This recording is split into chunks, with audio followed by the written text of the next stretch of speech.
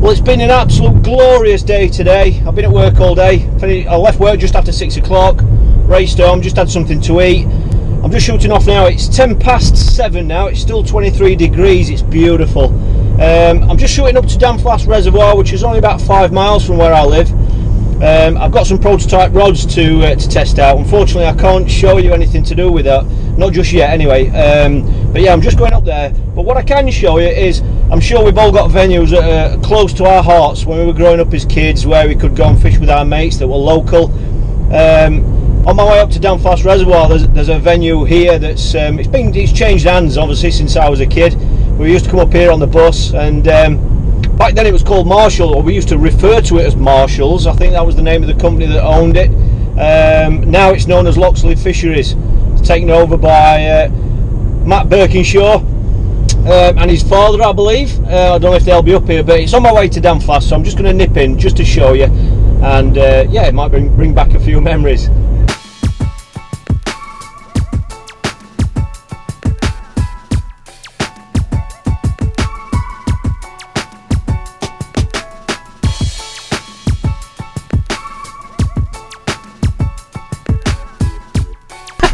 Nice bit of rabbit chasing. I've got to show you this. This is the hill we used to walk up and down. We used to get off the bus at the top of the hill there, and we used to walk down here right to the bottom, and then right the way along to the fishery, which is just over there. But how steep is that? We couldn't do that now with the kit that we've got, could we?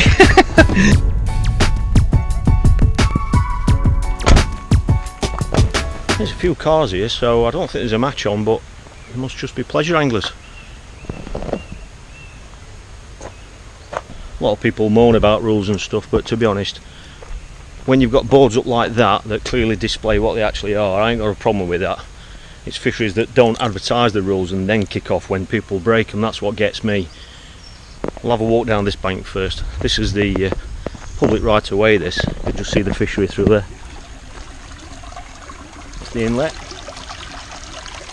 His first peg used to be a flyer. The fish used to congregate here. In summer you used to see chub and little barbel and all sorts. This was peg 1 here. It used to go around this way, and this would be the end peg on this bank. But yeah, you used to be able to see all the fish congregating here. You used to be on peg 1 here and catch up this margin. Beautiful evening.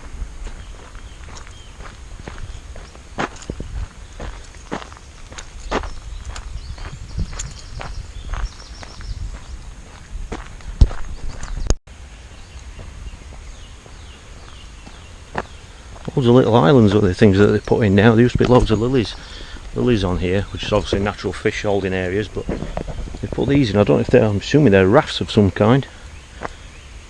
It's triangular in shape, and behind that bank there is the river.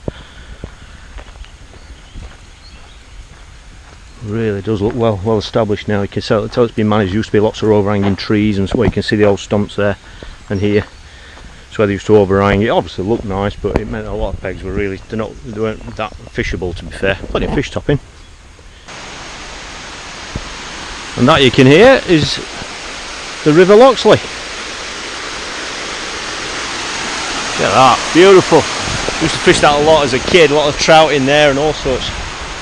It's definitely a trip down memory lane. I used to come up here as a kid with a good mate of mine, Dave Revitt. Hello Dave, if you're watching. We used to come up here on the bus. Well, I think the bus ran something like because it's obviously quite remote up here, and this road going up towards Bradfield, I think the bus ran about once every 2 hours or 3 hours or something like that. So as you can imagine, when you're kids, you just don't want to come off the bank.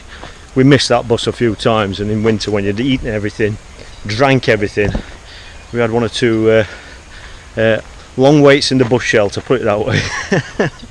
I keep getting asked about rod choices. A lot of people that watch the channel know that I don't use a vast array of rods. Obviously I stick to the Matrix range because they do everything that I need, you know.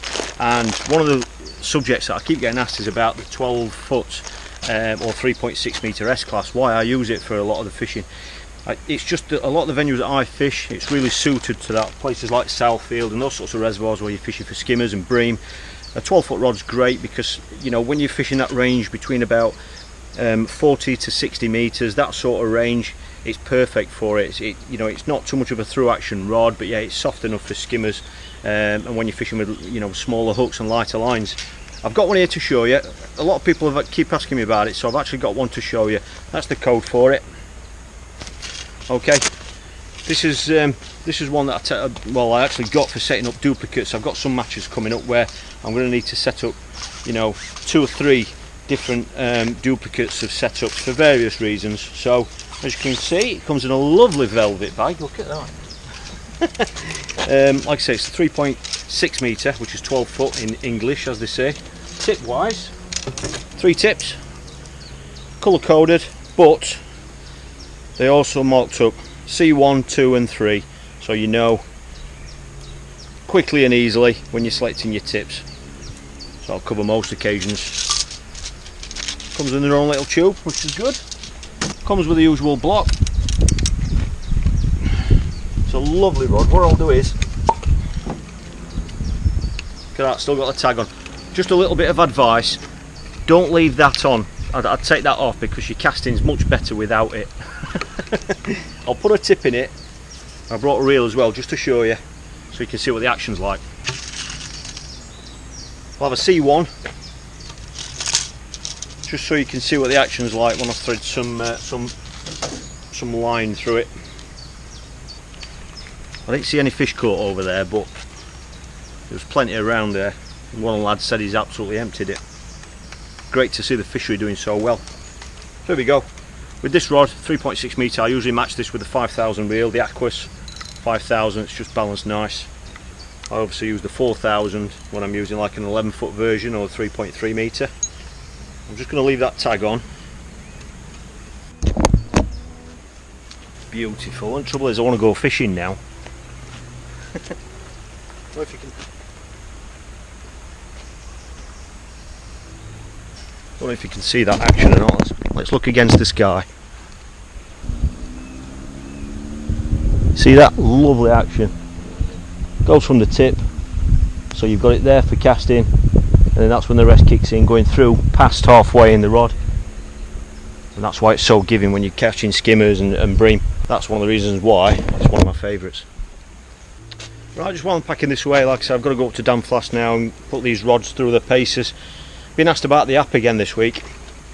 It's basically been on hold. It's not stopped, it's just been on hold purely because A, I wasn't quite happy with it and I only really want to launch it once, and B, iTunes are incredibly what's the word, they're almost perfectionists. When you for you to advertise anything or sell anything through their website, everything's got to be absolutely spot on.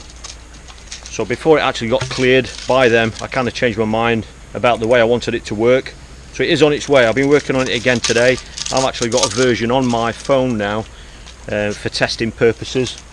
The thing with apps are they work and view differently on different devices. You know, they're different, like the Android and different phones and stuff. So I want to make sure it's going to work across all phones because I don't want any problems with it, you know, once it's launched. So I have got a version that's working now. It's not working quite how I want it to, so there's a little bit more design to do, probably another couple of weeks or so, and then I can get it out there available for you guys. But yeah, it'll make it a lot easier for you to watch these videos. You know, you just go straight to it from your home page. And yeah, thanks for asking though. It's nice to know that a lot of people are interested. It's a bit easier driving up here than it is carrying all my kit. Well, that was a great workout. Certainly blows the cobwebs away from a day at work as well. I've got to say a massive thank you to everybody who's watched all the vlogs this week. As a lot of you know, there's been 5 in 5 days. It's something that I'd love to do more often when I can, and it's been nice to see such a positive response. So yeah, thanks for that, and comment below please if you know, if it's something you've enjoyed. It's obviously Friday now, it's the weekend, so there won't be any in the next 2 days, I don't think. There may be a surprise one, I don't know, but if you're subscribed, you'll get to know about that. If you don't subscribe, you'll probably miss it. So if not, if there isn't one Saturday or Sunday, Monday through to Friday next week will be another vlog every day covering the Southfield 3-day competition that I fished earlier on this week. So thanks again for supporting the channel, really appreciate it. Things are going really well, and I just want to say have a fantastic weekend wherever you're off to.